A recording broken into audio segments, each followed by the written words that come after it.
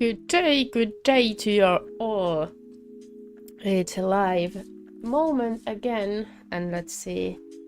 We'll put everything on its place so I can see your comments and stuff, important stuff. And this one. And then we will continue our scrap yarn project, which we've been doing for some time now. So I'll show you. We are making I'm not sure if this is gonna be blanket or if I'm gonna make a wall hanging decoration out of it. It ultimately depends on how many squares we're able to do with the pieces of yarn I have there. So I originally calculated that I'd be able to do I'd say 100 squares or maybe even more, and with those squares we would be able to have a blanket. But it all depends on actually, you know, if we get to 100. I don't want to mix the colors too much, so I want each round to be a single color. So when the yarn skeins get too small, then we will have to stop, and maybe I will do some other project with even smaller, even more color changes. But for this one I want each round to be one color and go on with that. We are joining them as we go. We have, what do we have? And I go corner to corner, so when I reach the desired length or width I will start going another way. But we have 10, 14, 17, 18, 19 squares now attached. I have couple ones that are still being blocked at the moment, so we have like 24, 25 squares ready at the moment. And how we're doing this is that I have the yarns here, full box of them. I just close my eyes and I pick one and I join them randomly. And I also give you viewers the possibility to choose colors for me, and I sometimes pick 2 colors and choose the best one out of those. But yep, I haven't planned it too much. There are a lot of colors which I would not perhaps normally use in my projects, that are not my colors exactly, if that's what one can tell. This is from a color pack what I ordered for another project because I wanted to see the colors live, and this yarn was not available near me anywhere. So therefore I just ordered the pack, and so I could see all the colors. Like there's so many different greens, and it was green and red, like army green, tile red type of project. And I really wanted to see like how they actually look, the colors, to get the correct colors. So therefore I had, and this color pack is from Katona, Sheepiest Katona actually, and it had 109 colors. Some of them I have used for other smaller projects, mostly my favorite colors, and therefore it's not all of the colors I have in here, but most of them. I realized while doing this that blue is definitely not one of my colors, so I have many blue color skeins in this box in front of me, and I try to use them all so that I don't have any yarn without a plan. I still do have yarn without a plan, but I'm working through my stash with these projects that can be Christmas presents or just a decoration, and I'm trying to go a bit wilder with colors because the trap of being millennial, I think, is the fact that I've only used in most of my projects like very neutral colors. Hello, Leila.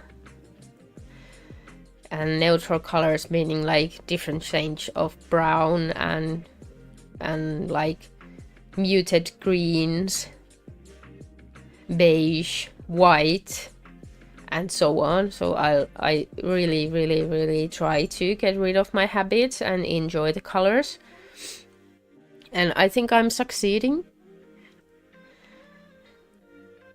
little by little. 1 2 3 4 5 6 7 8 9 10. 1 2 3 1 2 3. Good instinct, didn't count and got 16.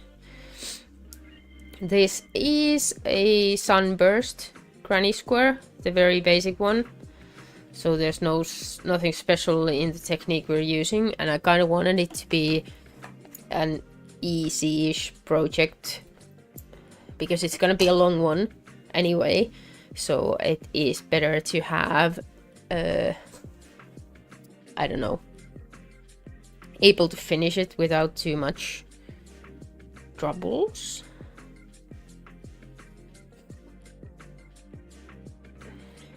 So this is the first round of this square, and it's just 16 double crochet, nothing more.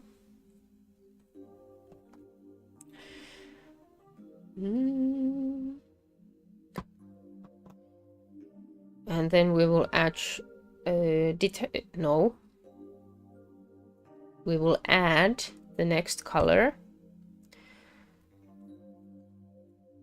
And this round will be 16 half double crochet puff stitch with the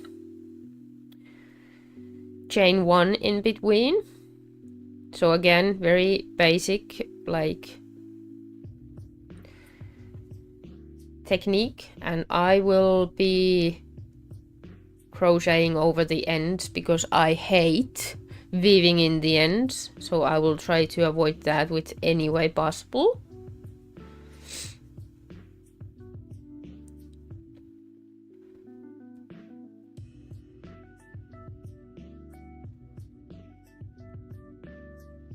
It's my day off today.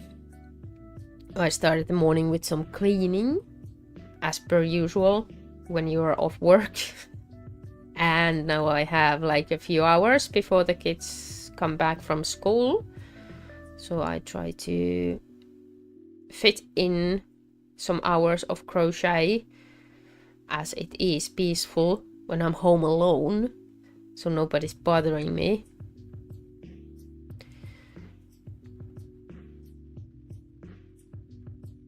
Nobody's needing me. And I have some cooking in plans for the evening. I wanna prepare some meals ahead of time, because then I have some days of work back to back. So then I don't have to worry about the meals. I have evening shifts, so I won't be home at dinner time.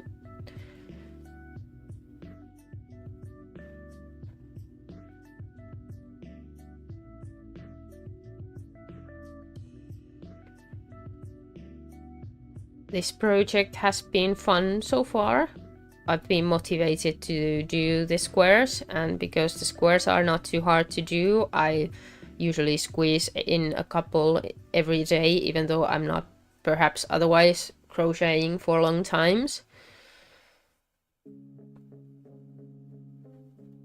But it's easy to do one, you know, before you go to sleep, or while you watch TV, or whatever it is that you're doing.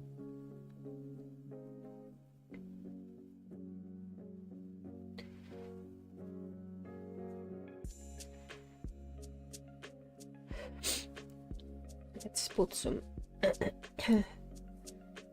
some music.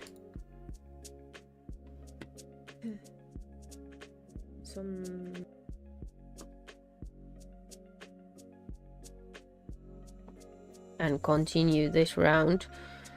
I have a very light pink as the first color and a darker red as the second one. These fit together very well. But the next one might as well be neon yellow or green. But so far, I don't know if I've been lucky or if this color pack, the colors just kind of all fit together. There hasn't been an ugly square yet, at least.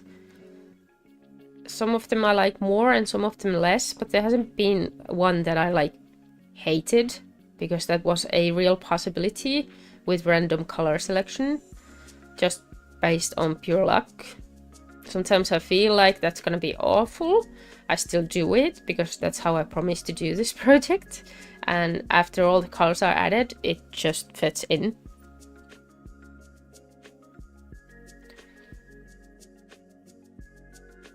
And when I do the blanket, good day, sir. When I add them to the blanket, the only thing I plan is that if there are squares that have the outer round the same color, I don't put them next to each other. So there's no like two blue squares right next to each other. But otherwise, I just attach them and I don't think about it too much. It's like part of the chaos with this project.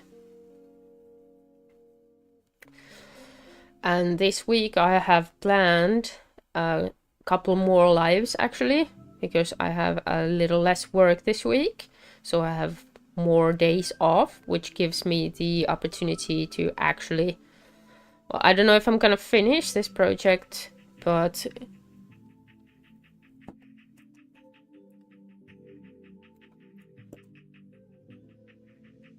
Two rounds.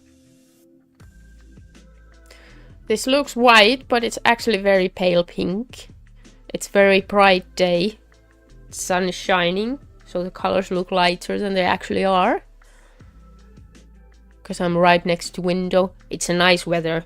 I'm not complaining. That's not what I mean. Just letting you know it's not white.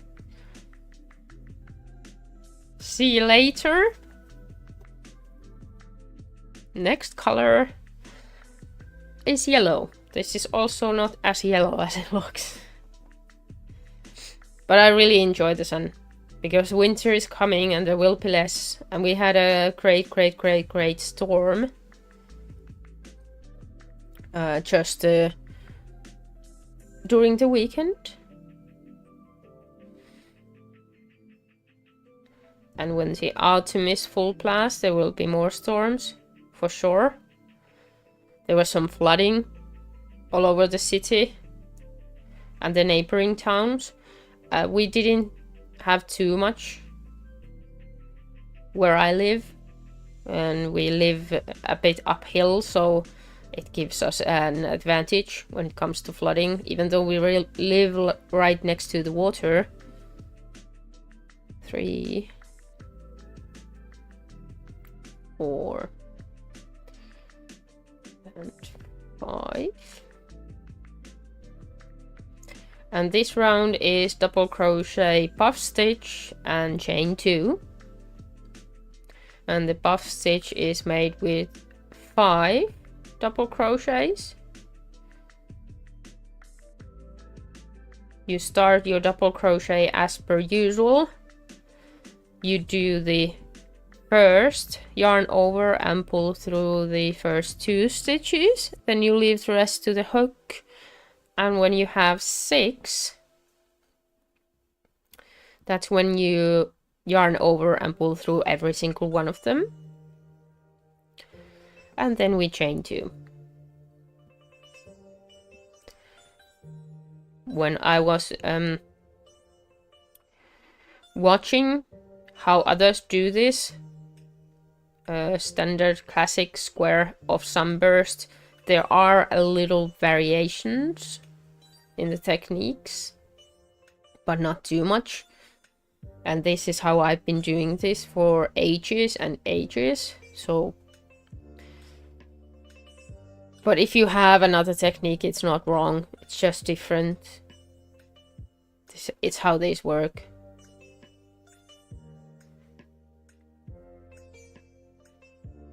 Thank you for the rose, Mom.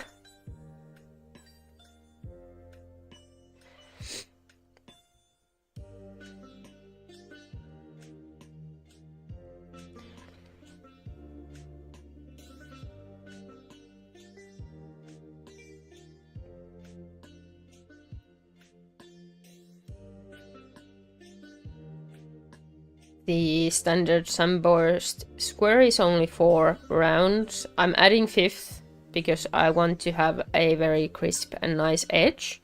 So I am adding just 1 round of single crochet just to even out the edges, because the yarn I'm using is cotton.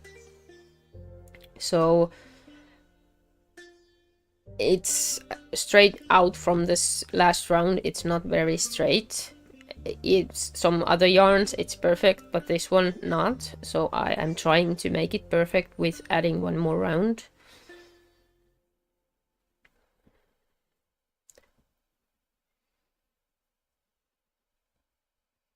And 5.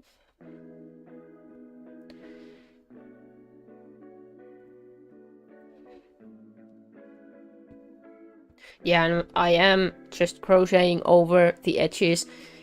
If I make wearable items that will be washed regularly, I will weave in the ends with more care. But as this one will be either blanket. Thank you for the follow, Mary.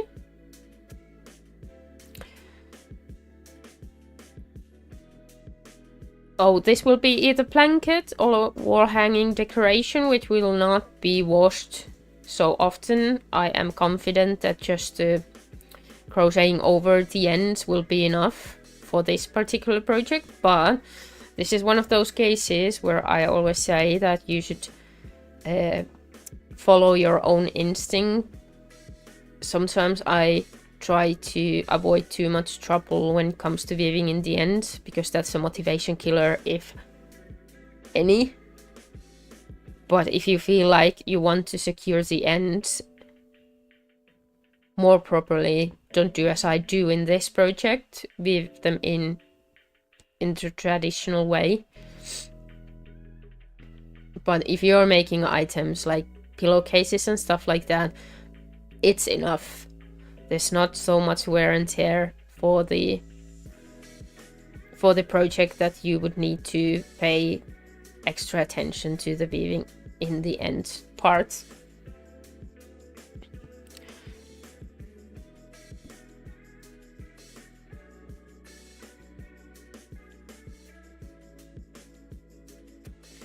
We are live in YouTube and TikTok. So if you're watching the TikTok right now, please go to YouTube and subscribe as well, because there will be a full tutorials and recaps for the projects I'm doing here in live, so you can see what I'm actually doing in the big screen. And if you want to replicate, there will be instructions. This one is very easy to replicate, only time consuming, of course, because you have to make like 100 of these at least. And it remains to be seen if it is going to be big enough to be a blanket. I haven't calculated, because I could just measure the square and see how many I would need. But this is a heat of the moment project, so I'm just winging it at this point. I've also been sick for like 5 days now. Not really sick, but I have the flu, so I'm sniffling here, and my voice may sound weird compared to last week's, but that can also be that it's only weird for me, being that it sounds weird to my ears because it's my voice. But the flu season is on, like really on. My husband was sick like 5 days as well. He was maybe even more sick than I was, with fever. And yeah, it also takes very long time to heal from this. I think he was sick like 5 days before me, and he is still like coughing and sniffing away. No fever anymore, but the cough is the worst. When you lay down, you just it just feels bad. Last night I was almost going to the recliner and sleeping there. Maybe I should have. Because during the day it's better, but during the evening and night it is so bad. And it's also like a trap, because you feel better during the day. You do stuff. I went to work yesterday, like normally, because I felt quite good in the morning when I woke up. And when I got back home, I was dead.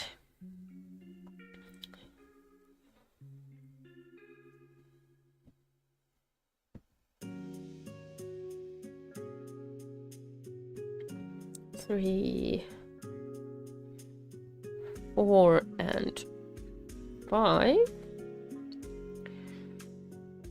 This is the most exciting color to pick, because I feel like the outer part of the square like kind of determines the feel of the square. So now we have pink, we have red, and we have yellow. And I'm gonna put my hand into that nice pile of yarn, and we're gonna randomly pick the last one, which will bring it to this stage. So I have different ones here, so it will be this outer layer we're deciding now. And I seriously hope it's not blue, but if it is, then it is. Let's pick one. This is good. We take this. It's another yellow. Okay, this is the point where I usually say no, because it's not the same yellow, but the shade difference is like... I use this one. You even can't see the difference. So then I will pick something else, because if it's the same color, it's fine. More pink, apparently. So if I would just go with the yellow, it would just look like I used yellow for 3 rounds. And that's not what we're doing here. And I will attach the yarn again. I will start with the slip knot.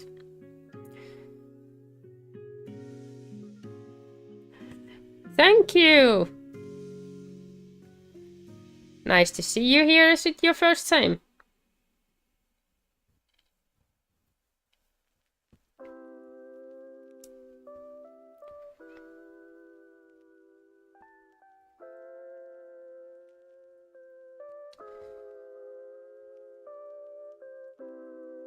This is also the round where we will transform the circle to square.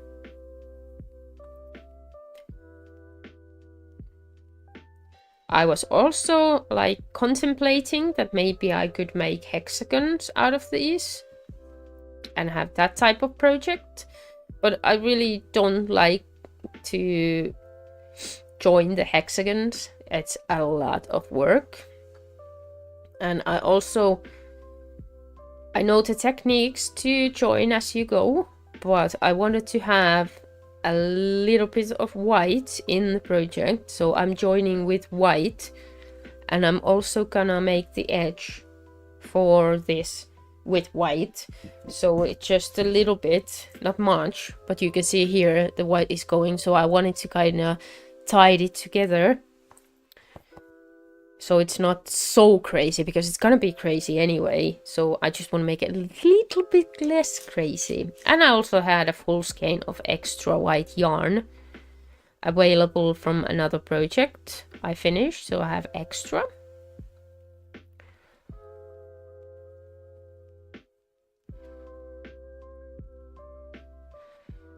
And I can also buy more if that's not enough, because it depends how big this is gonna actually be. If I have enough white to complete the edges I want to make, if I want to make them. I have an idea that I would make an edge with white for the blanket, but it's not set to stone at this point, and it might also be like a very simple single crochet edge.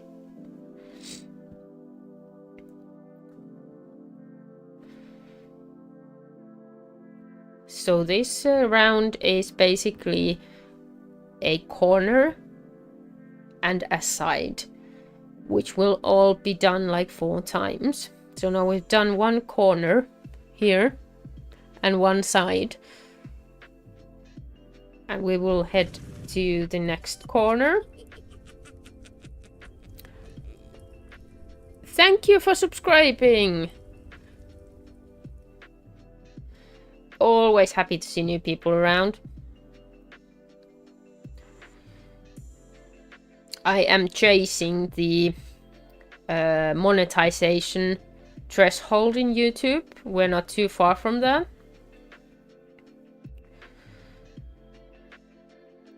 Maybe then I can have some teeny tiny YouTube money to add to my holiday funds, which are non-existent at the moment though. But you know what I mean.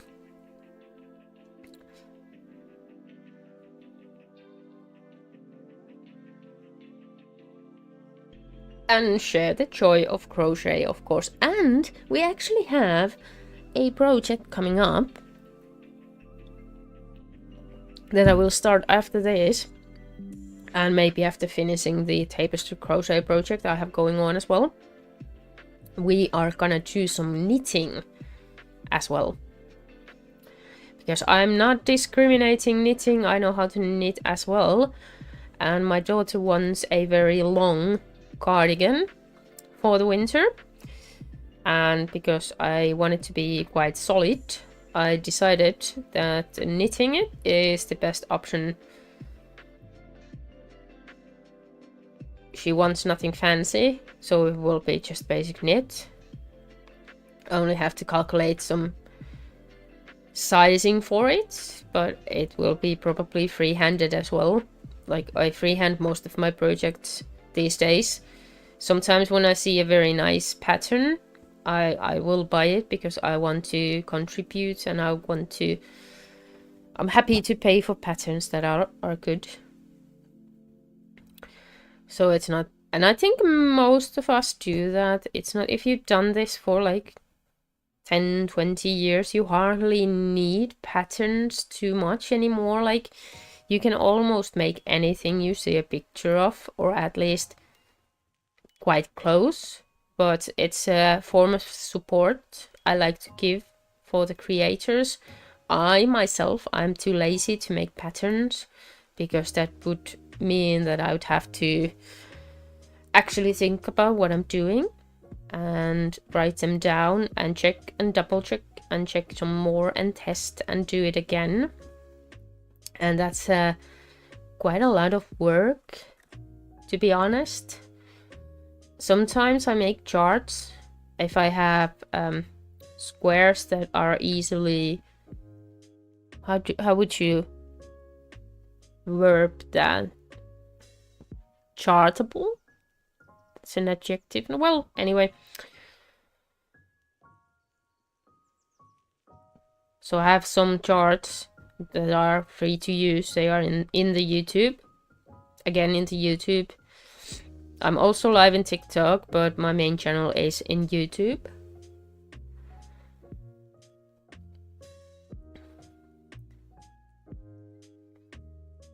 I also don't know, or I do know, because I'm too lazy to make videos to TikTok otherwise, besides the lives. So the TikTok algorithm doesn't like me too much.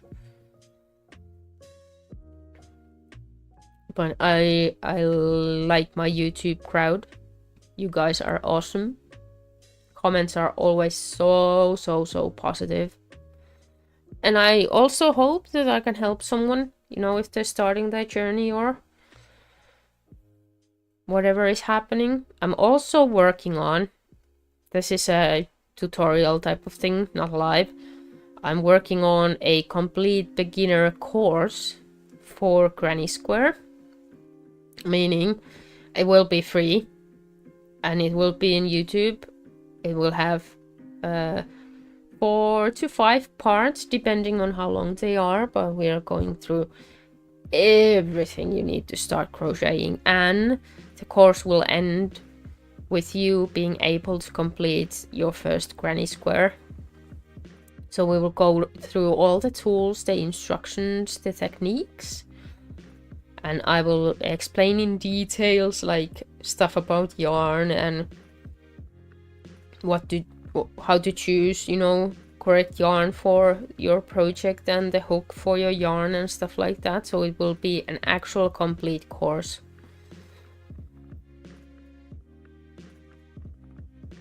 And it's for free.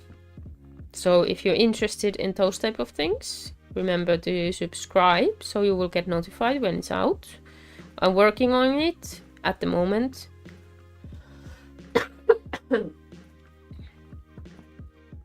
I'm trying to, because I usually just wing it, but I'm trying to script this one a bit more to make sure I remember all the things that are important for beginners. And maybe I will be testing it for some of the friends or family to see if it's actually something that I can promise that you can make the square at the end of it.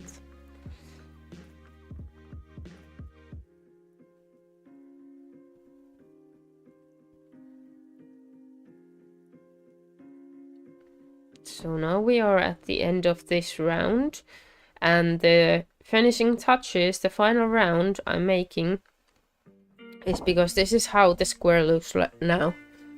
It's basically ready, but I don't like this. So it's like, I just don't like it. There's nothing wrong with it. If you attach them, it will straighten a bit, but I am a perfectionist in that matter. So the difference, for example, to this one, I think it's huge. And I like this one more. So I'm doing the finishing round. Someone is sending me a message. It's my husband, so I will be answering him. And then I have some Pepsi. Because if I drink only water, I feel it makes my throat even drier. So, not very healthy, but you know. I will answer him. Take another one.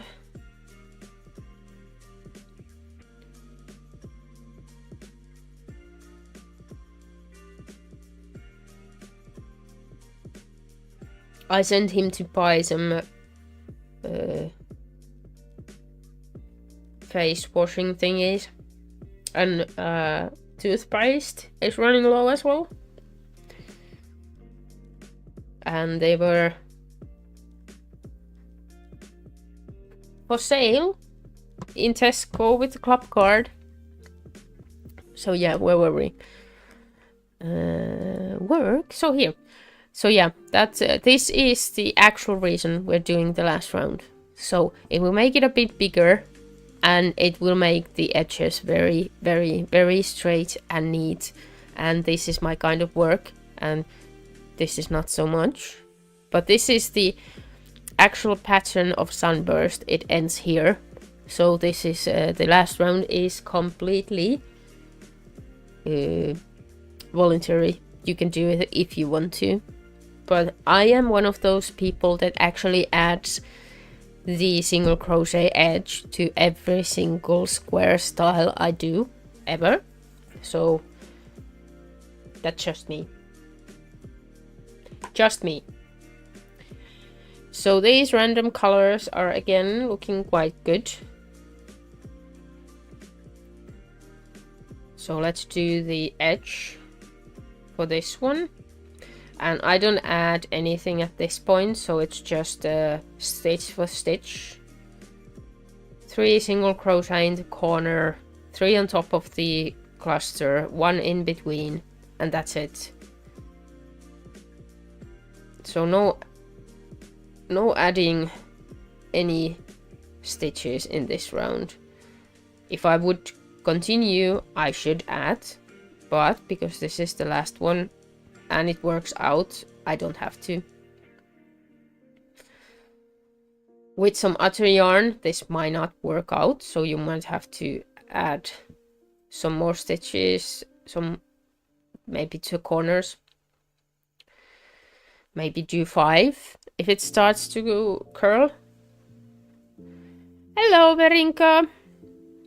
Don't know if I pronounced it as it should be pronounced, but I'm trying.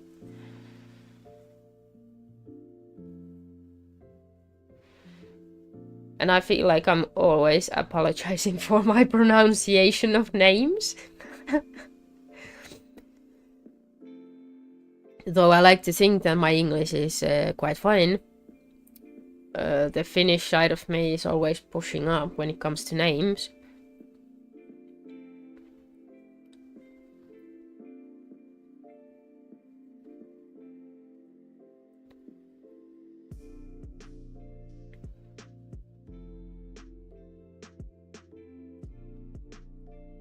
So yeah, you can already see the difference in the sides with this final touch.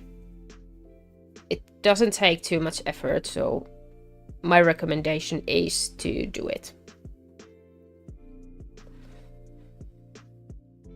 And after this one, I think we can attach the squares I did yesterday, because they have been blocked now. I also do a lot of blocking. That's also one of the reasons. Like the same reasons, to be honest, as the edge, is that I like it to look neat. And blocking helps as well. Don't know if it's so much needed, but it's me. I'm gonna do it. How is everyone doing at the moment? It's a full Halloween season. And I saw at work a lady buying a full trolley of pumpkins. The fresh ones. And I'm pretty sure that's gonna be an amazing decoration. Amazing. I'm not sure. Last year I didn't do any decoration. Now I have some dead tomato plants, which I was about to throw away, and then I was like, nah, these are perfect for Halloween.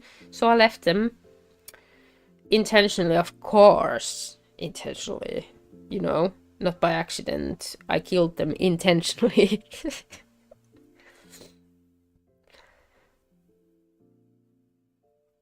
So they are there, and then I thought that I might this year have some pumpkin carving activities for the kids.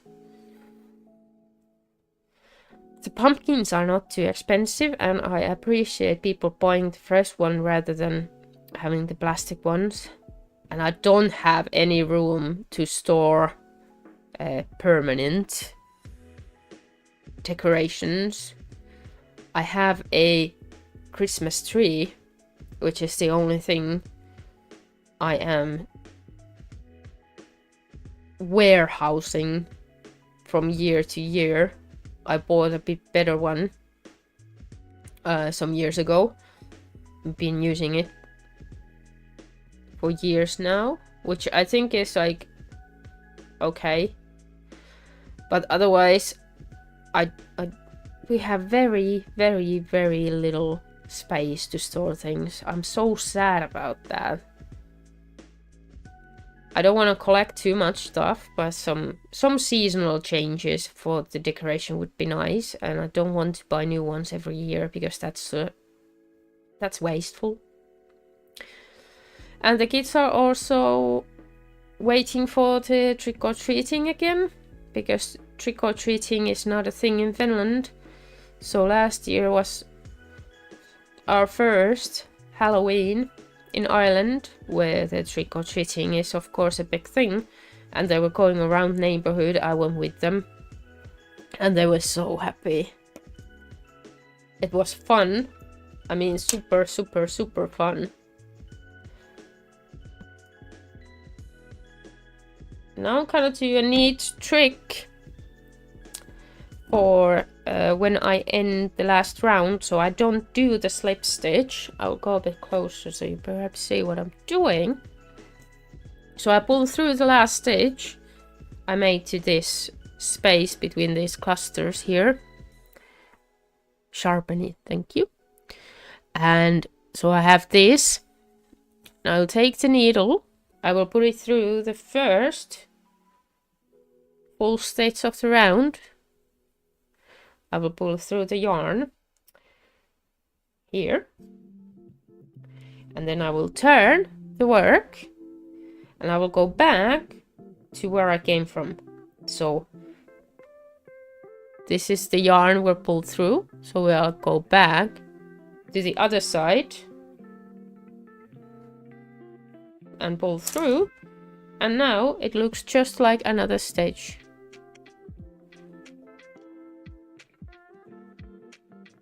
Ta-da! One of those things I do as well to make it look great.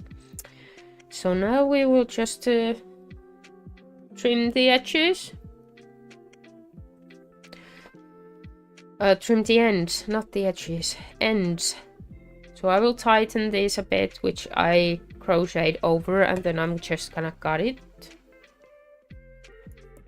And if this is going to be a blanket, I like to keep both of the sides kind of neat. And I have these nice, I don't know what people do with these. You can give me ideas if you want to. I usually use this as a stuffing. No waste, no waste. But if there's a project you can actually do with those very, very, very short clippings, I want to know. Yes, there's gonna be a lot of them after this project.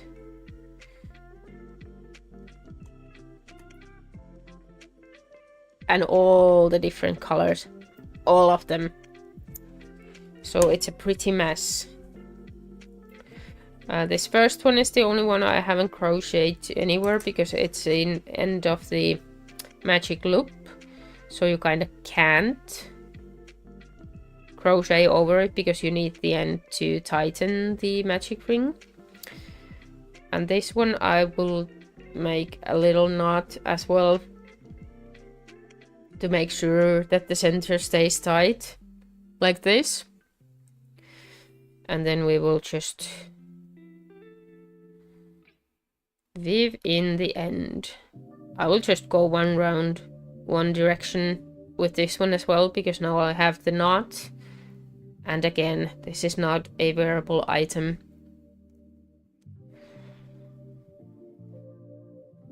So let's just say that I am doing the bare minimum for the things that this project requires.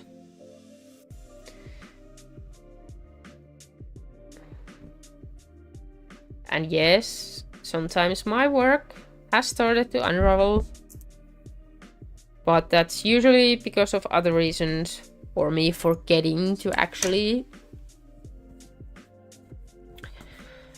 crochet over. And the last one, this one I will go back and forth, because there's no way to crochet over this one either, because it's the last one and I'm not crocheting anything anymore.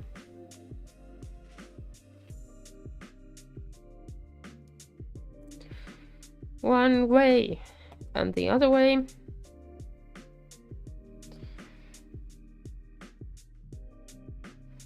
And when it comes to the looks of the wrong side of the project, or the back side of the project, this is the most visible thing, but it has to be done, so we're doing it. And it's not too visible, but it's the only visible, like. So this is the back side of it. I will block this in the evening, so it will be ready to be used during...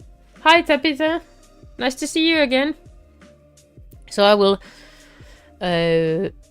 block it this evening, so it will be ready to attach tomorrow. And now we can attach the ones I made yesterday. Because, believe it or not, sometimes I do this off stream as well.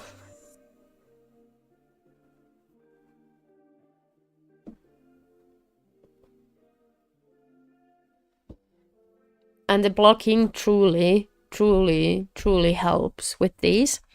Like, this is cotton yarn, so it's not too flexible, but when I block these, they really come out sharp, like super sharp. I have those, and then I have some on the others, a couple of blue ones. So we have 1, 2, 3, 4, 5, 6, and 7 squares we can attach now. How has your day been, Tabitha? I'm off work again today. Day off. I mean, I've had a lot of weekend shifts lately.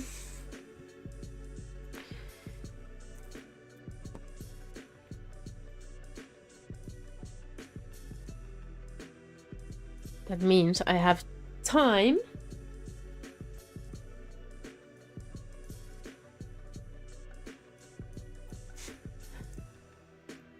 so yeah, we need one here, which I think I'm gonna go with this one.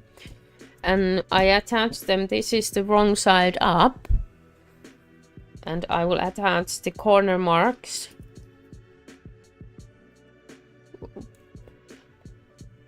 Just the middle of each, like round each row of the square, so that I know which stitch goes against which stitch. I have an eye to see which one is the middle one, but if you need to, you will have to calculate. It's I think it's 21. 1, 2, 3, 4, 5, 6, 7, 8, 9, 10. 1, 2, 3, 4, 5, 6, 7, 8, 9, 21 between each of these. And it is also a way to check that you have done the square correctly, and it will be joined without a problem with the rest of them. Ooh. Ghosts. 1, 2, 3, 4, 5, 6, 7, 8, 9, 10. 1, 2, 3, 4, 5, 6, 7, 8, 9, 10, 11, and 12. And as I said, I'm going corner to corner, so you can see here I have some yarns attached that I will continue to join with. And I need a new one for this join. I have the white one. This is the same yarn, just a bigger skein from the project. I actually ordered the color pack 4. I'm one of those people who actually always have too much yarn, because I hate to run out of yarn. Like, that's the most unmotivating thing ever to happen. Hello! It seems like my whole family is here today. Thank you for the support.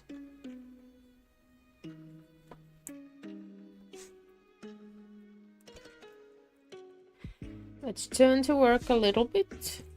I like to work this way. Everyone works on their own way. And as you can see, now that I have the corner marks, I can just pick the correct ones without thinking too much of it. And I'm just trying to make life easy for myself, to be honest, with these.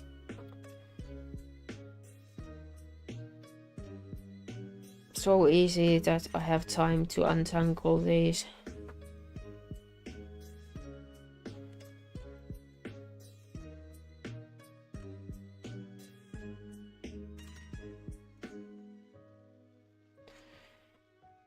And then we will just go all the way through.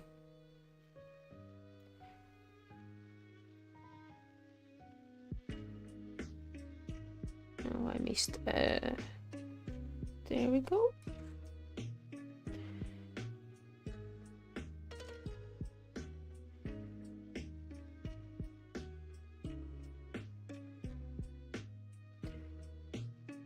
And as you can see, I also use these stitch markers to make these yarns to stay in place as well as it is like possible. I don't want them to knot, and I don't want to take a new strand of yarn every time I'm attaching something, so I will be quite a long piece of yarn, so I can go as long as possible with one yarn to avoid weaving in the end, as usual. That's my motivation of most of the things I do, it seems.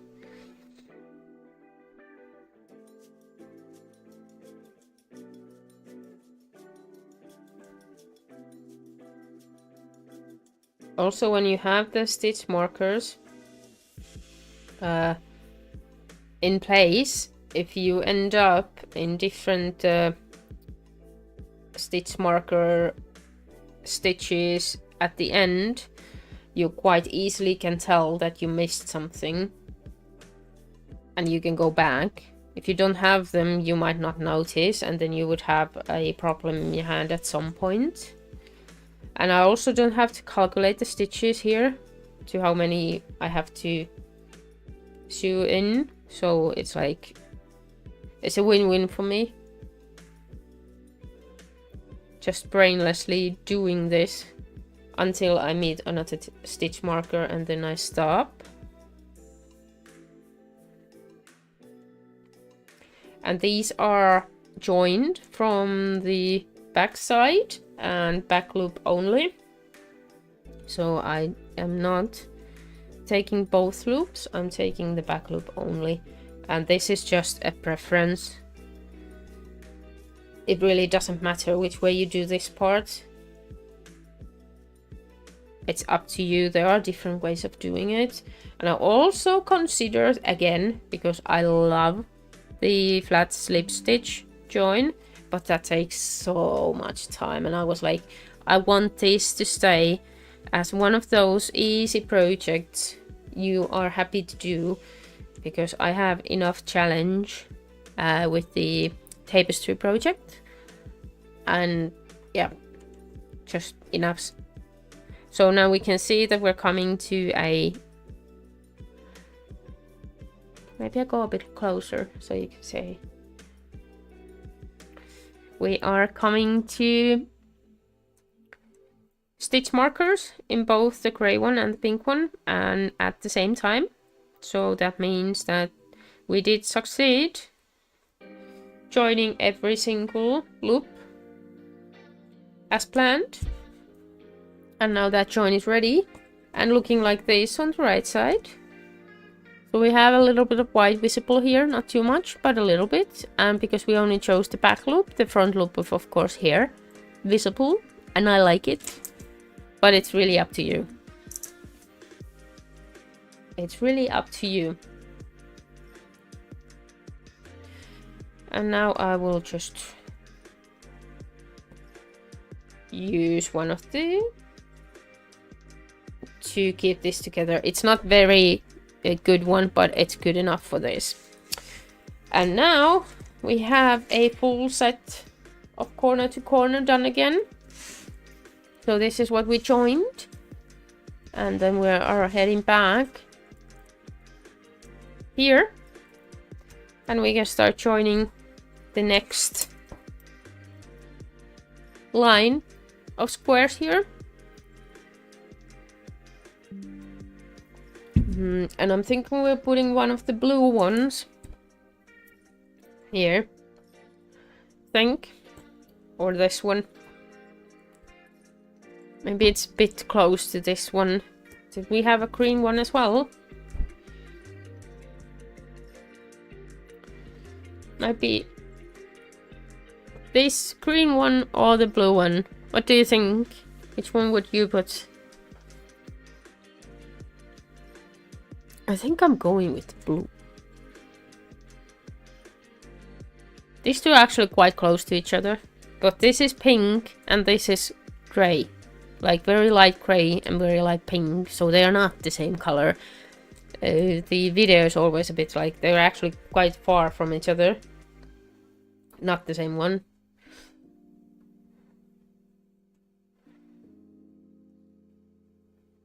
I'll go with the green one. I don't know why, but I just feel I want to go with that one.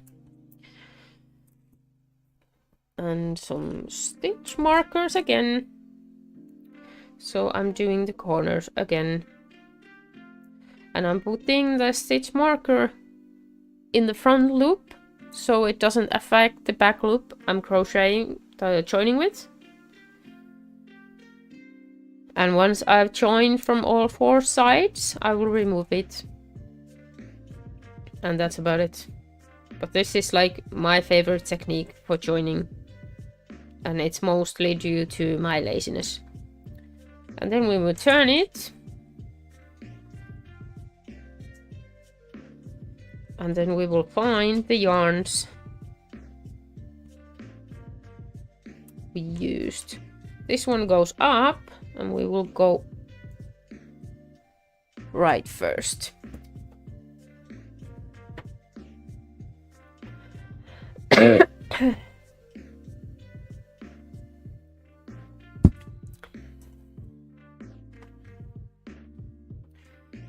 We'll go right first. So we will open this up.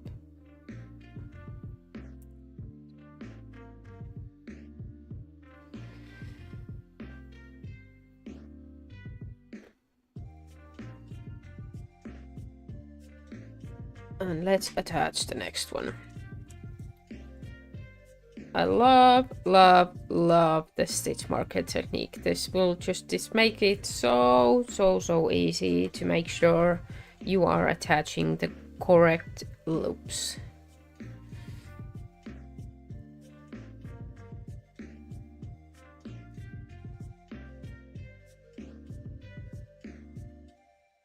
And also when you have the stitch markers on the right side, and you know you have them on the right side of the work, you don't accidentally attach one of the squares wrong way up, like backside up or whatever, because I've done that mistakes multiple times. There is difference between the correct side and the wrong side. But sometimes if you're just in the zone and doing it, you miss it. But with the stitch markers, I don't miss it, so. Because the stitch marker would be on your way of doing things. If you had the square wrong way.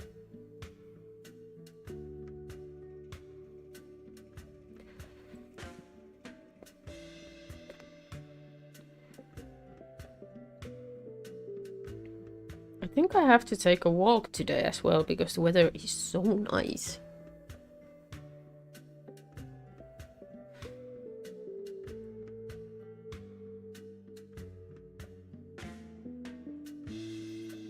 Even the water is very, very, very calm in the river at the moment. We're so close to sea here that the river can be quite wild at times. But right now it's very calm.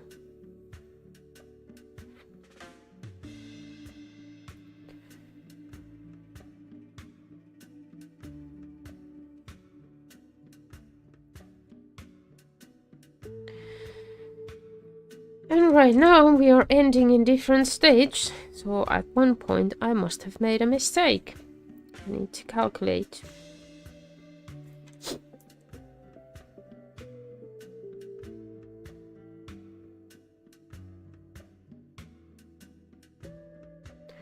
I miscalculated.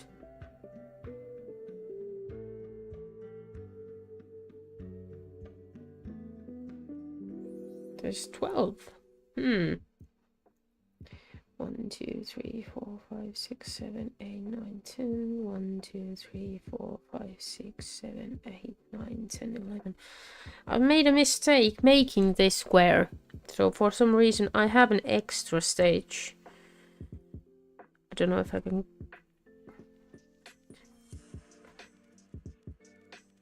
Okay, 1, 2, 3, 4, 5, 6, 7, 8, 9, 10. 1, 2, 3, 4, 5, 6, 7, 8, 9, 10, 11. Yeah, I've made a mistake. An honest mistake making that one. So I've added one stage at some point. don't see it though, but it doesn't mean anything. Here. Haha. I've added 2 stitches to the space here. I should just have added 1. Well, we will fix that by taking 2 of the stitches here and making them as 1.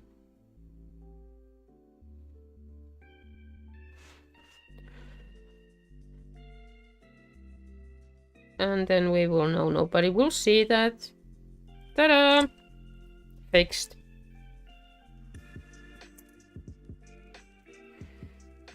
I have also noticed that even though all of this is the same yarn, there is differences between colors.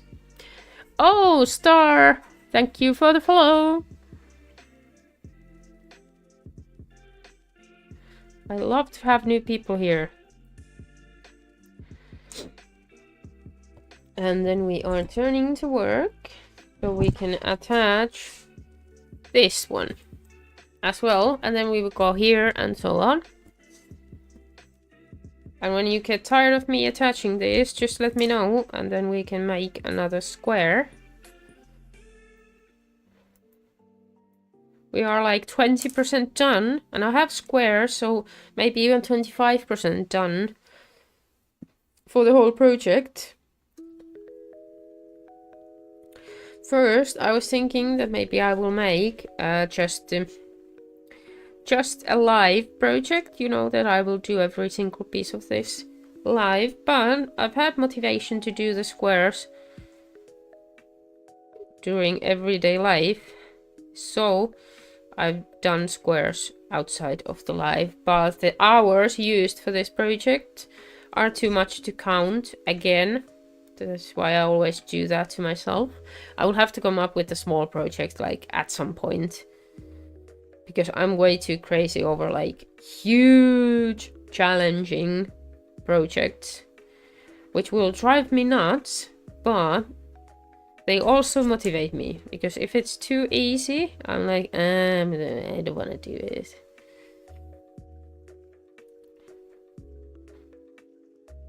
That's how my brain works. Don't understand it, but I just go with it. But this is a pretty and useful project, because it is using my stash I had no use for. I might also gift this if it ends up being too crazy for my home. I can also gift it to someone for Christmas. Someone who wants it. I don't like pushing my craft to people who don't appreciate it, so I always ask. And I don't ask appreciation back if I haven't asked, if they want something I've done. Because I am painfully aware of people not knowing how much work goes into these things. And it's okay if they have ever done them themselves. How would they know? So I don't think I can demand people to respect my work. And I'm also in every other way as well against gifting things that no one needs.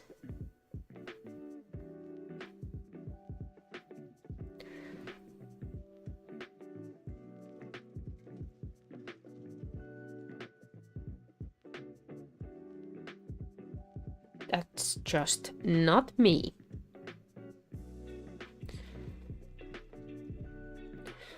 And this one I have calculated correctly. Nice. One more square attached. Let's clean this up. And I will attach one more. And then I think I'm tired of the attaching process, and I will do one more square or 2 more, don't know.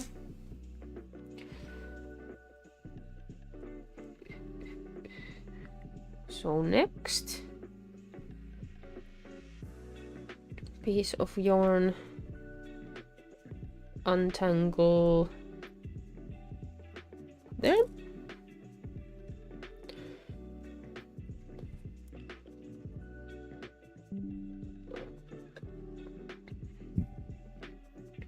And I think we're putting this one here.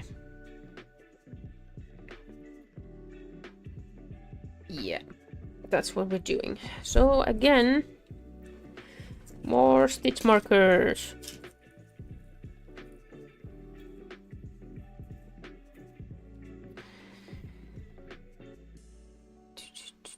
To the correct side of the work.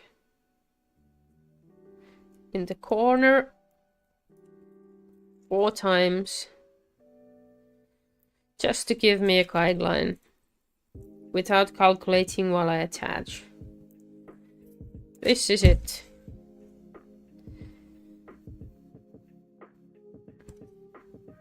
And I'm just going left to right with this one, as I have to work this way around in front of me at the moment. No other reason. Sometimes I go horizontally first and sometimes I go vertically first.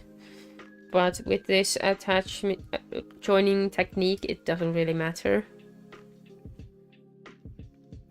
The only thing that matters is that I go left to right all the time, not right to left, and from up to down and not down to up. But with this corner to corner thingy, that happens naturally because you have the yarns attached, so you really can't do it any other way. Or you can, but if you don't notice, I go bullshit. I made a tutorial for the sunburst. It's a very classic square, so there are a lot of tutorials. But I've heard that people like my tutorial, so I made that one as well, as requested last week. So you are free to copy this. And if you want to try one of these color packs and do something crazy like this, while also seeing the yarn and the colors live, in that tutorial I have a link for this particular color box as well. There are different ones from the same brand. Doesn't have to be this one. I'm maybe wanna see the stone washed ones as well. I took note of all of my favorite colors from this pack, so now I can, you know, use the yarn. And I've also seen some very awesome projects with color packs that are like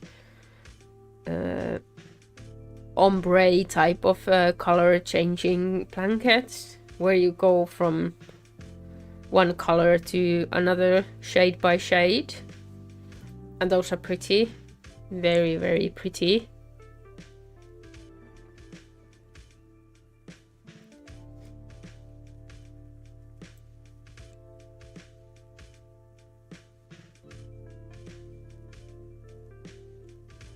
And that one is done as well.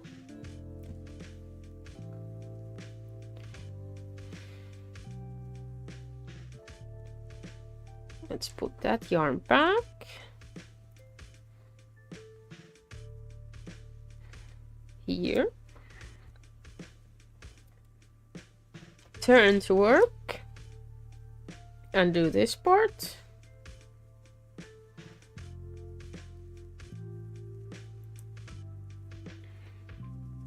I don't have too much yarn left for this. I was trying to have enough yarn to make it with 2 strands of yarn all the way from up to down, but that remains to be seen if I am succeeding in that one.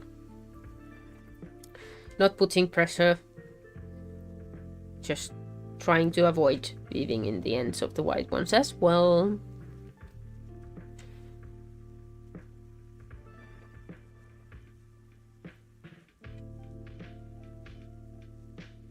So this will be the last one we attach today. Then we will make some more squares. If we keep up the work, we'll be ready in 2 weeks. Because unfortunately I still have to go to work. So I don't have infinite time to do it. And I also think that's okay. Like, sorry. I would probably grow bored with not crochet but a certain project if I did it like 8 hours a day.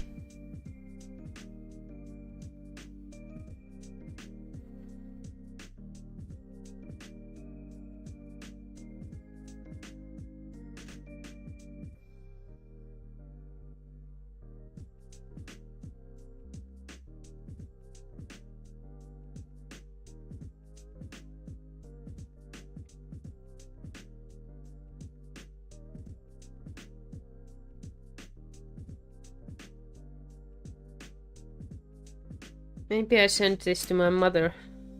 She hates all colorful things. As a Christmas present. I could film her reaction when she would open this from a package. That would be so fun. I missed one. At what point?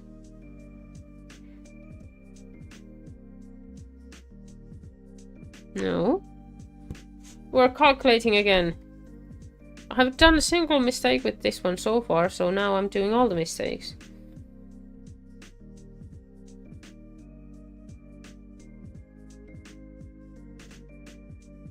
$11.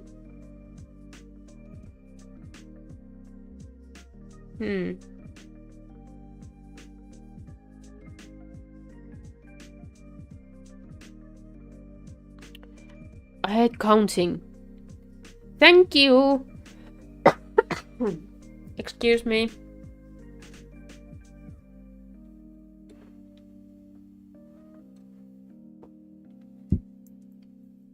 One, 2, 3, 4, 5, 6, 7, 8, 9, 10. 1, 2, 3, 4, 5, 6, 7, 8, 9, 10, 11. No, I missed something.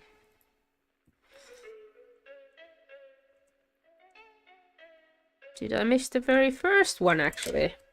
Oh. Well, we're doing it again. This happens sometimes.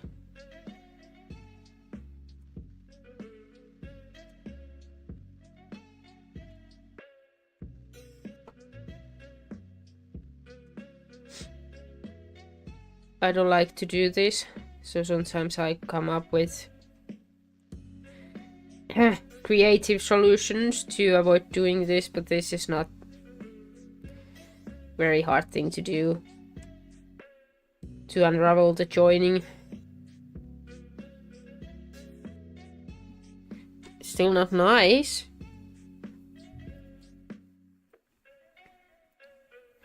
But this is a good example to show that I'm not perfect by any means.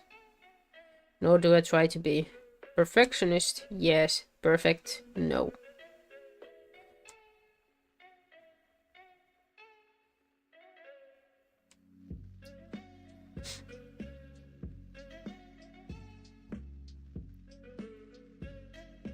Does someone have some like very good flu remedies?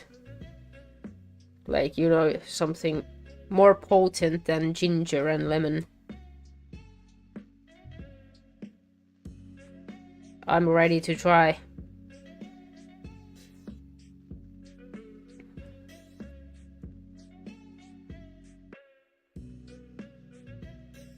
Some grandma recipes that work 100% of the time.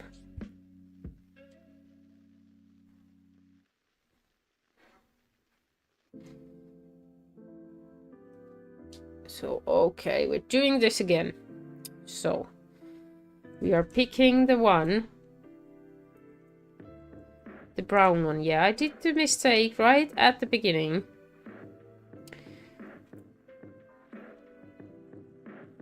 So I think I saw.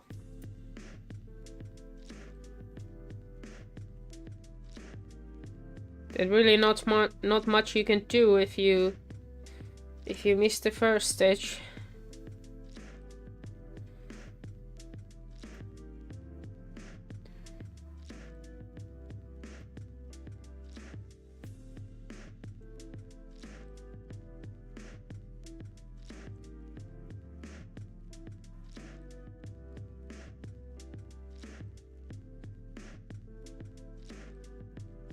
Have a great day at work for the rest of the day.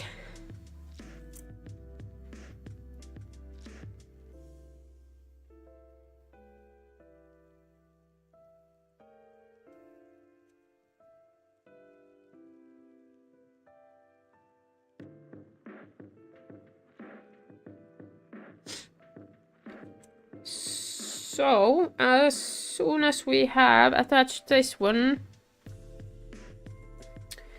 we will go forward of making it another square. So doing these two together, one after another, is something that will keep your brain and hands active and your motivation up. Or at least my motivation. I also know that there are people who first make the round parts, the circle parts, and then in batch, like they first do those and then they do the outer ones. Yay! We succeeded!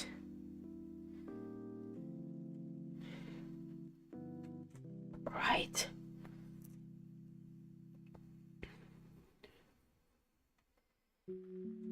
And then they do the outer ones in another patch, then they weave in all the ends, and then they join them.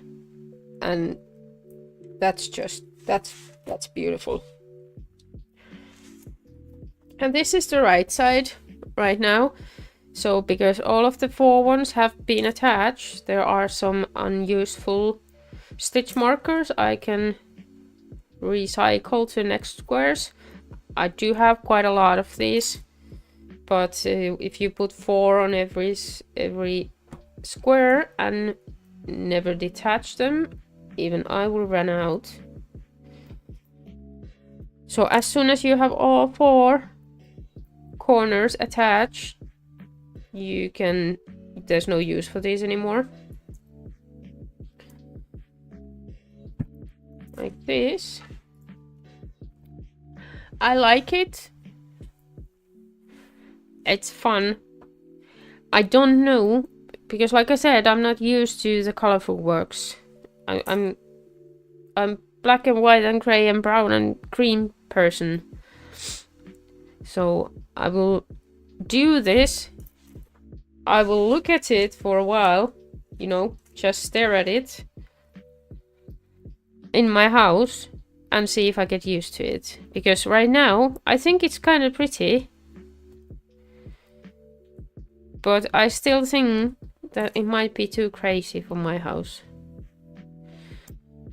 We have so many crazy people living in our house that we're putting in crazy items. It's a joke.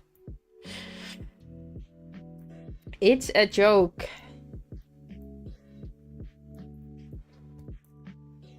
Who's texting me? Yeah.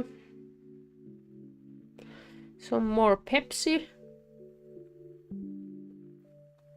Let's see how far my voice can carry today. So now we will move these aside. We have 6, 12, 17, 20, 22, 23 squares attached. Out of the approximately 100 we're doing.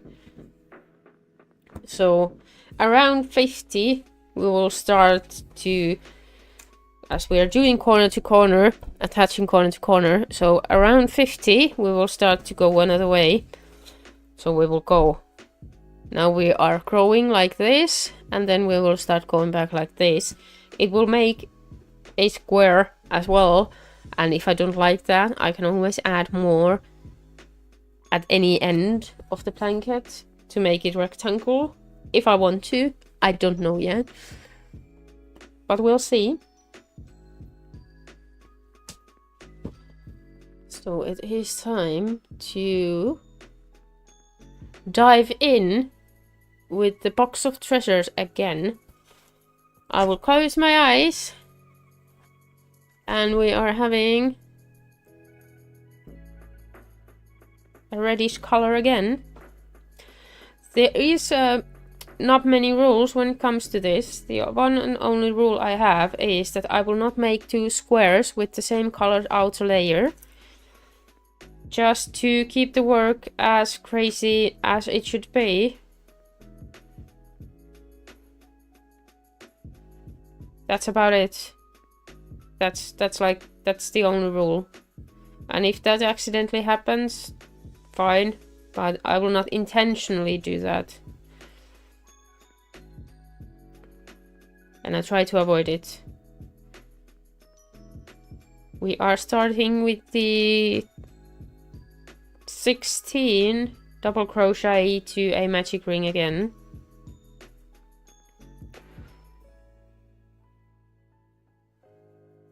The instructions are the same all the way.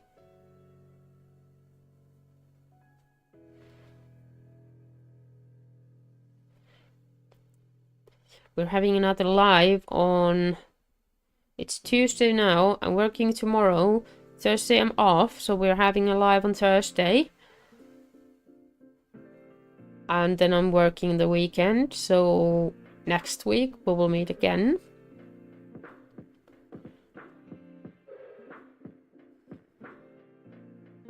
Maybe Saturday, because I have an early morning shift. If I have the energy, I might pop in as well. 1, 2, 3, 4, 5, 6, 7, 8, 9, 10. 1, 2, 3, 1, 2, 3. I'm getting good at it, you know, estimating when I'm at 16. Cut it. Throw the yarn back in. Tighten and attach with the slip stitch.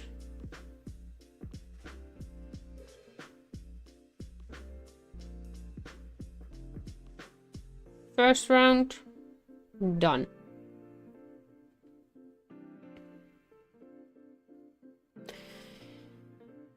And on to the next one.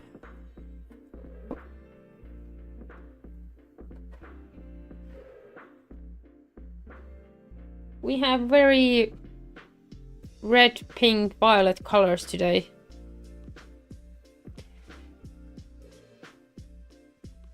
Color changes, we are starting with a slip knot.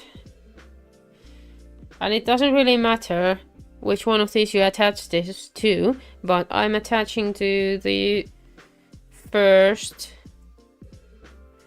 stitch after the slip stitch so that I can crochet over the end, but in general it doesn't really matter. This round we'll start with chaining 2, and then we will go to puff stitch. And the puff stitch are half double crochet puff stitch, which means we are doing yarn over, then pull through, yarn over, pull through, yarn over, and pull through 3 times. And then we have 6 or 7 loops, and we are pulling through all of them. And chain 1.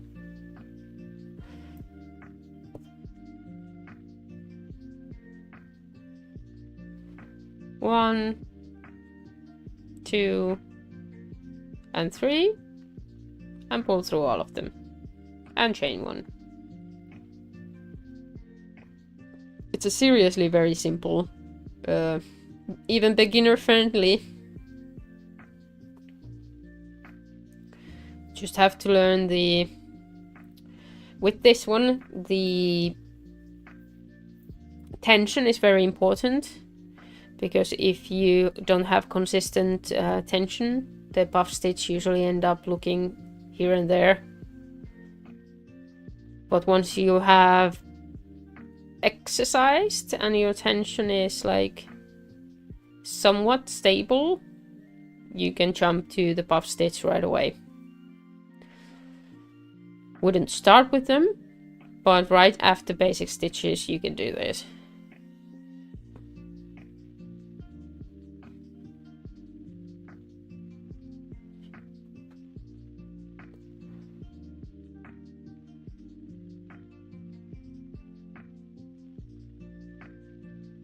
I think I need a new soundtrack for my stream as well. Me, myself, I'm getting annoyed by the music I have in the background.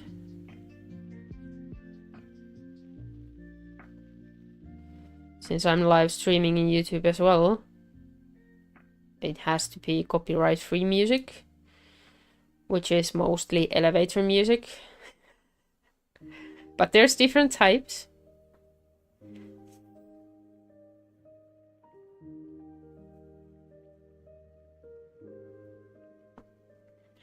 I wonder if you can play like classical music on live. That would be fun. Right? Some Mozart, maybe.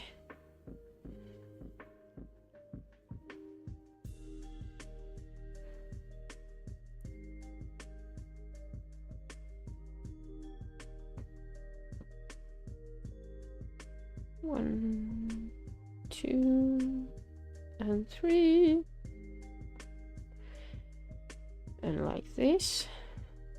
1, 2, and 3.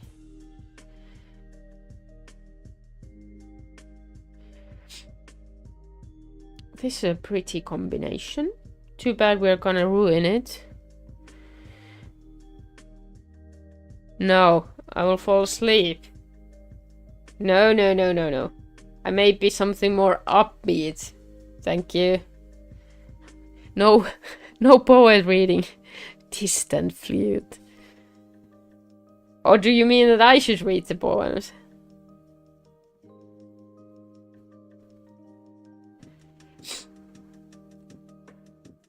That would be a challenge. Like crochet at the same time you're reading poems. I don't know if I could do that. Even speaking at times is a bit hard.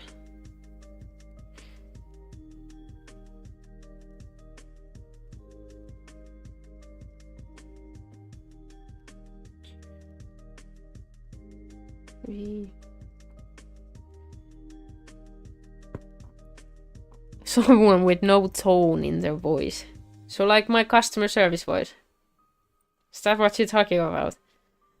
So I can pre-read some poems, record it, and play them to you. So you can all fall asleep with my customer service voice. Round 2 is done. And let's see if we can ruin this beautiful color combination with something crazy from the box. Jumping in. Like this one.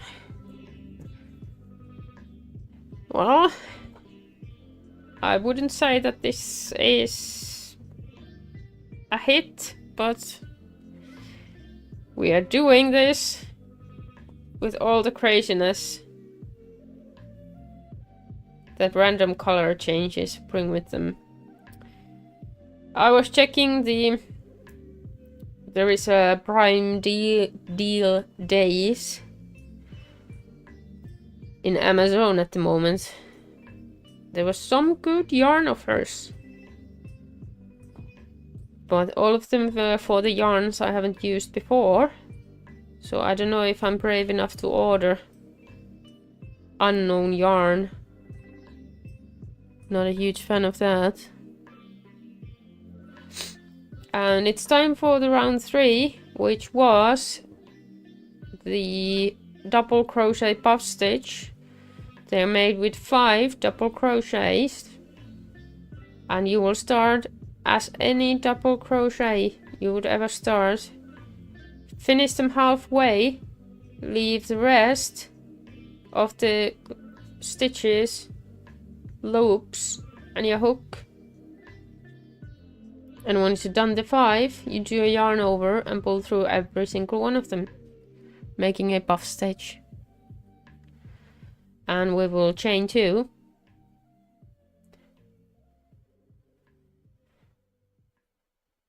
One, 2, 3, 4, and 5. And as I'm doing color changes, I am crocheting over the ends that are left behind so that I don't have to weave them in. Highly recommended for things that are not too sensitive for unraveling. Like any pillowcases, blankets, wall hanging decorations, things like that. For wearables, I would recommend doing a proper weave-in, because they will go in the washing machine, usually. And that is one of the places where unraveling is most likely to happen if your ends are not weaved in properly. I myself, I am too lazy to do that even with some wearables, but if they unravel, it's my own fault and I'm the one to fix them. But if you want to make sure they don't unravel, do a proper weaving in the end.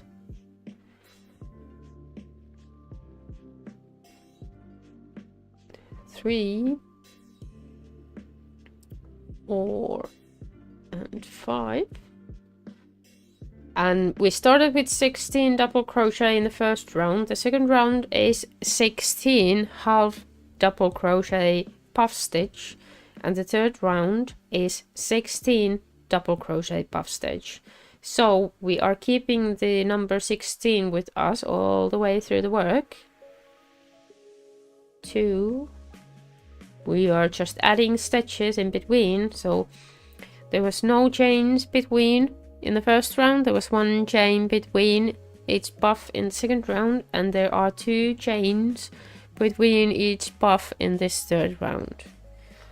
And that is also how we keep growing the work, so it stays flat.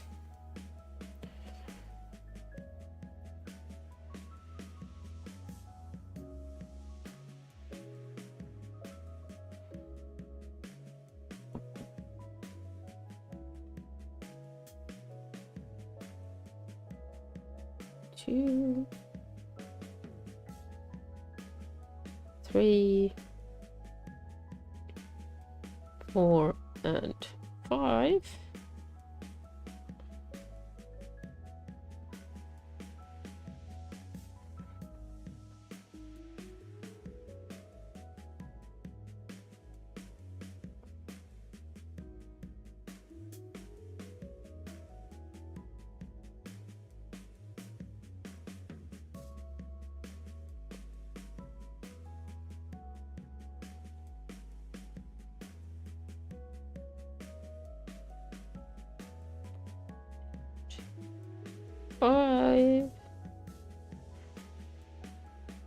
We are getting there.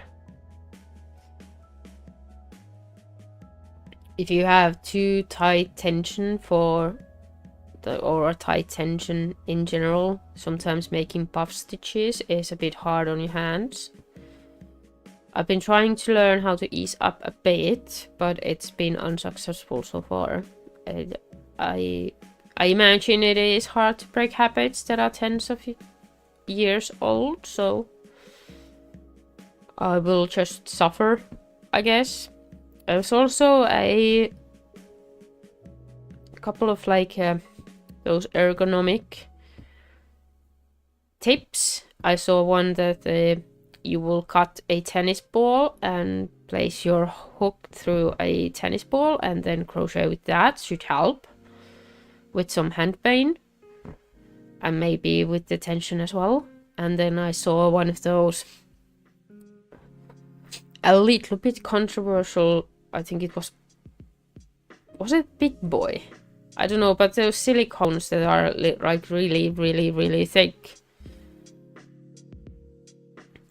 I didn't order one because they are made in the US, so the shipping price and the taxes made the price be a bit too much. But I'm hoping that they would at some point distribute more to Europe as well. So maybe I could have it from one of the local yarn shops at some point.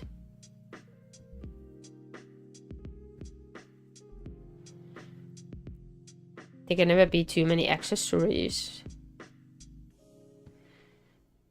and tools when you crochet.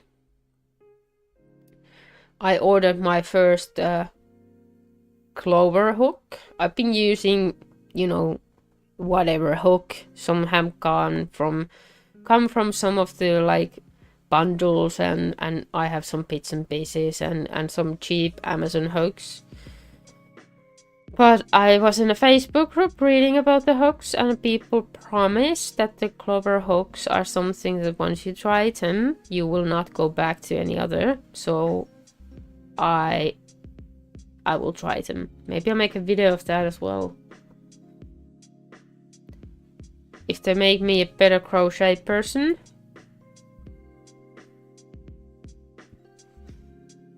like less likely to have hand pain, less likely to be angry about yarn not moving well enough in the hook,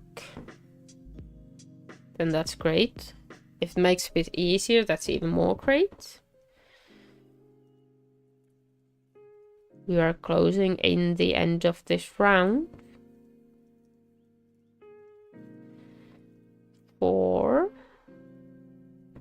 and 5. I don't really like this yellow, mustard yellow, purple combination. To be honest, let's see what we find for the last color, because as I told you, as I saw and I showed you, I think the outer color is the most like important one when it comes to determining if the square is actually ugly or not. So we will see what we find for this. If I had to decide, I don't even know which way I would go. Maybe a green one, then it would look like a little bit like a sunflower. Nah, maybe a blue, I don't know. I probably would never put these colors together normally. But this is not normal, this is testing, this is craziness, this is unplanned. This is just about using all of the yarn and having some random elements with the color picking. And like that, we have done this round. We don't have much of this color anymore. I used it for the outer layer of this one. So that eats the most of the yarn. Let's throw it away. And this is it. It is green. This is maybe first one of those that I really don't like the color combination. But it will blend in, so no worries on that end. Slip knot, and then we are ready to attach the color again.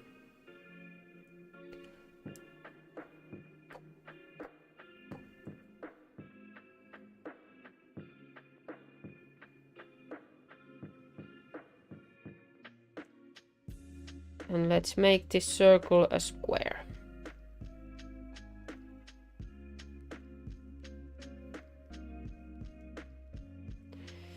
We are starting from the corner and therefore chaining 4, 2, 3, 4, because in the corners we have triple crochet.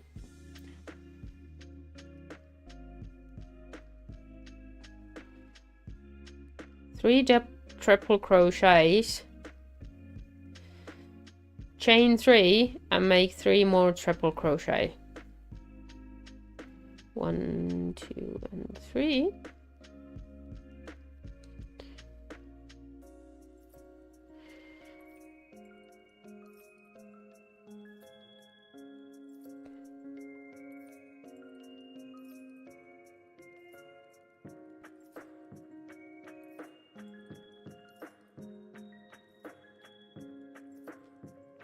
I am thinking that this is probably gonna be our last one today, just because my voice is giving up and my throat is itchy and I've drank so much Pepsi to keep the itch away that I do have to pee as well. But anyway, we will finish this first before making any other plans. In the next space between the puff stitch we are making 3 double crochet and chaining 1, and in the next space we're making 3 half double crochet. And US terms, my dear viewers, US terms I'm using. That's what I learned when I first learned the terms in English back in Finland ages ago, when I wanted to have more possibilities to read the patterns. And even though I am now in Ireland and it might perhaps make more sense to use the UK terms, I am too used to the US terms to change now, so sorry. I try to remember to remind you every now once in a while, because I know there's a lot of people watching from UK, so you don't get confused.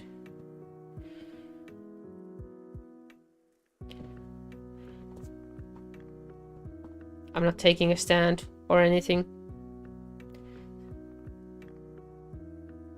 No term is better than other.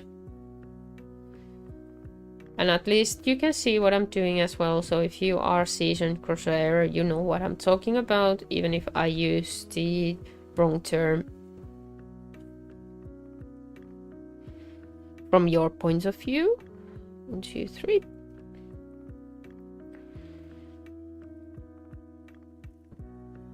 This is another corner, so we're using triple crochet again. This will all go to the same chains.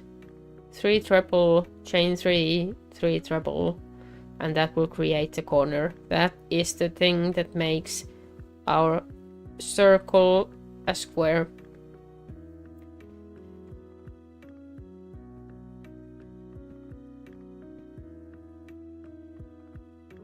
And the next space again is 3 double crochets.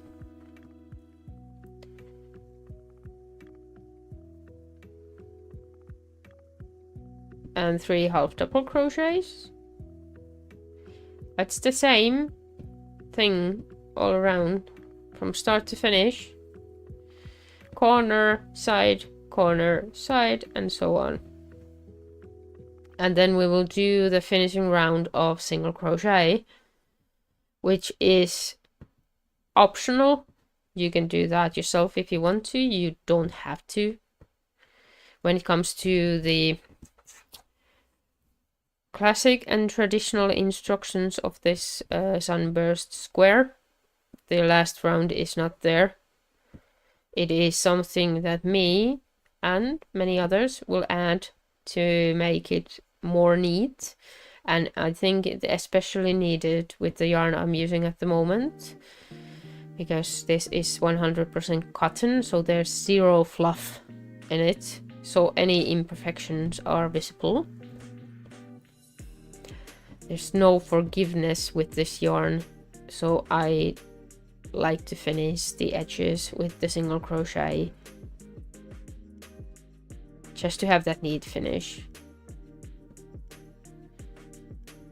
Straight lines, straight sides,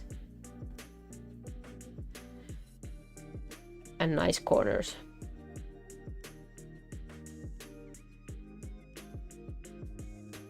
But if you are using a yarn with some more fluff, you will probably not need that. Half double crochets for the middle part of the side, and 3 of them.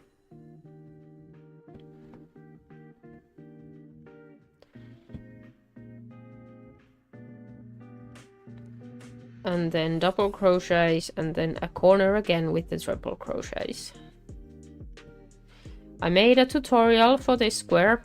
It's already up in my YouTube, so if you want to replicate it or start your own project. Hello Rudy, how are you today?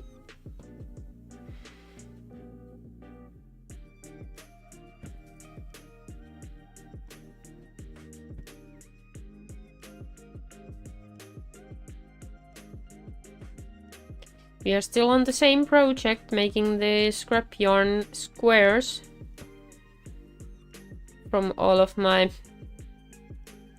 leftover yarn from different projects, and a color pack I ordered way back. So we're making sunburst squares to make a blanket.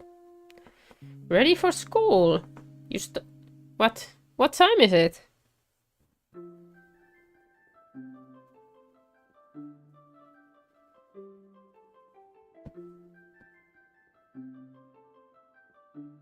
I'm expecting my girls to come back from school within an hour.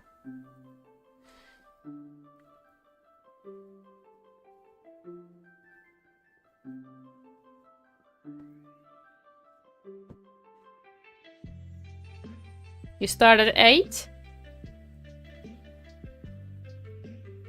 Or 9? I think here in Ireland they all start somewhere between 8:45 and 9 AM.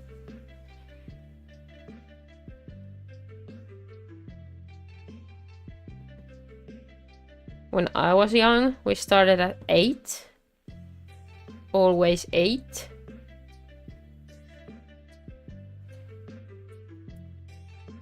Yeah.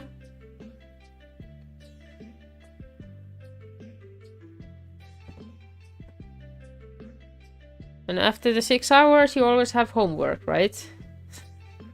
So you will end up having a 7 to 8 hour day anyway.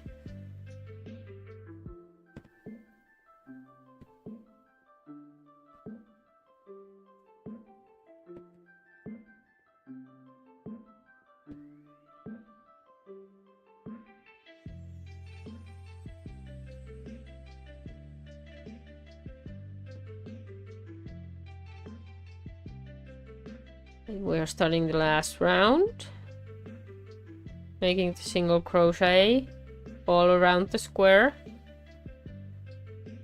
stitch for stitch. We're not adding any stitches this round, we're just making another round with the same amount of stitches.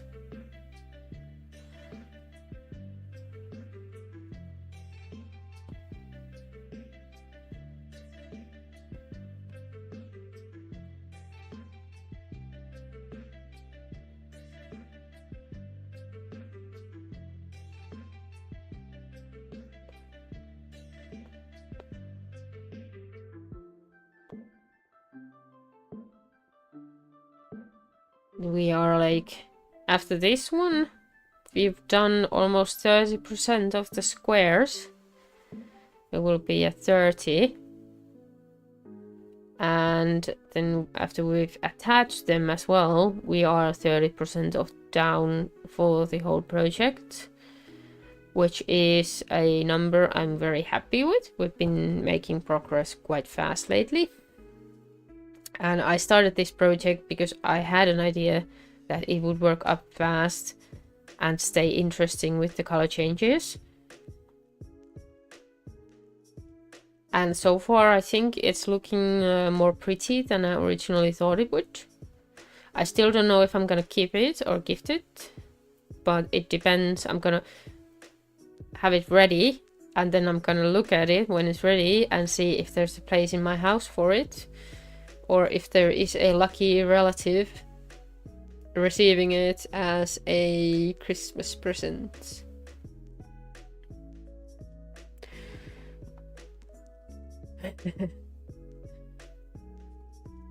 Shout out for what?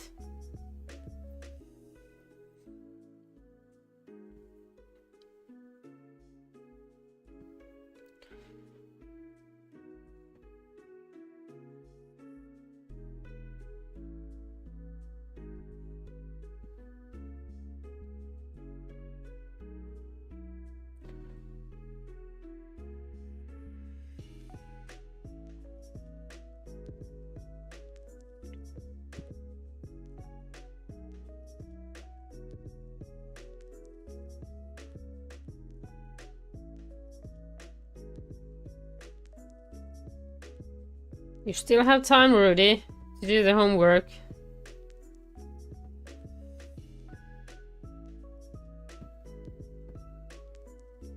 There's my shout out. Conveniently entering. 1, 2, and 3.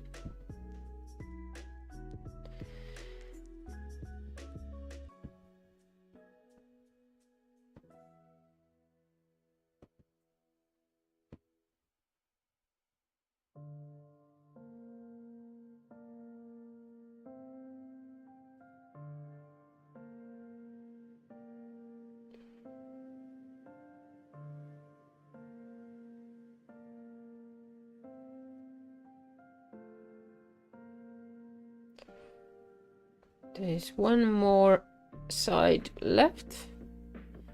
Then we will block this one as well. And I will put some moisture on it, all of them. Then I will put them on a blocking board to dry. And then make a very nice square after that. And I will let them dry for a day, then they will be dry. And then I will attach them the next day. So that's the flow of work with these ones. And I will probably block the whole blanket slash something that would, whatever it will become at the end when it's done. If I can find a solution to block something that big successfully, and I am pretty sure that YouTube will give me some ideas for that, but I would love to block it. If not, then I will just iron it, because this is cotton, so it won't melt, so I can iron it all I want. One of the good sides of using cotton.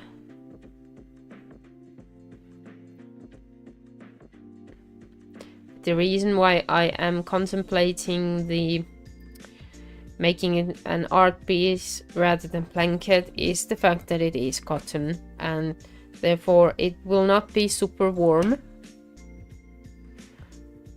It's still a blanket, but not as warm as a wool blanket would be. So yeah, that's the cotton thing. But also the main thing why I don't use acrylic. This cotton can also be dried in washer dryer without a problem. Yep, I am. I have done around 30 out of the 100 I calculated we will have. I still don't know if the 100 is even enough, but in my mind it is. So we are doing these quite some time still, which is fine. It is fine. Everything is fine.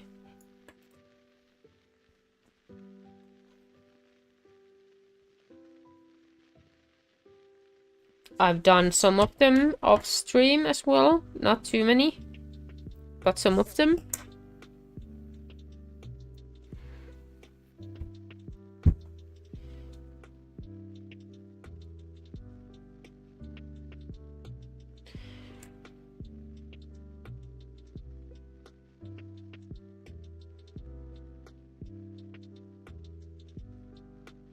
I think Toxing was just passing by. I didn't immediately give them permission to shout out anything, so now they're gone.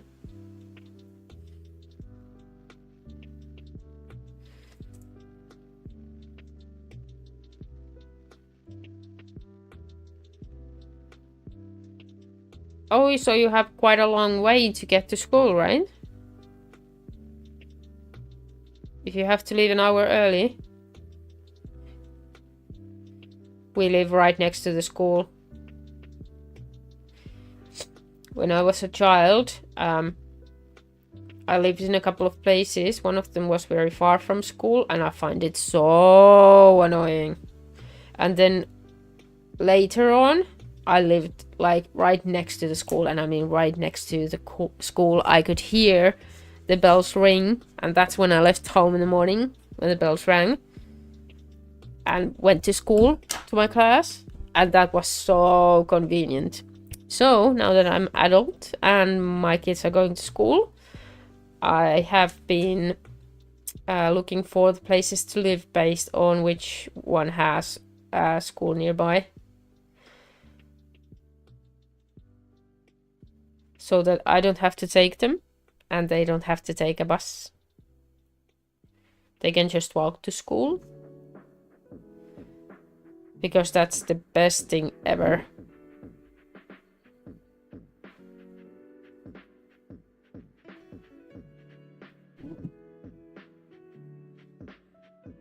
My neighbors are making noises. Right, that was the last end to weave in.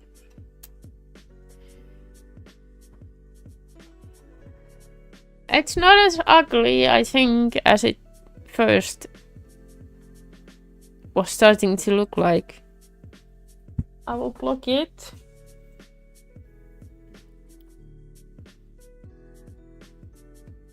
And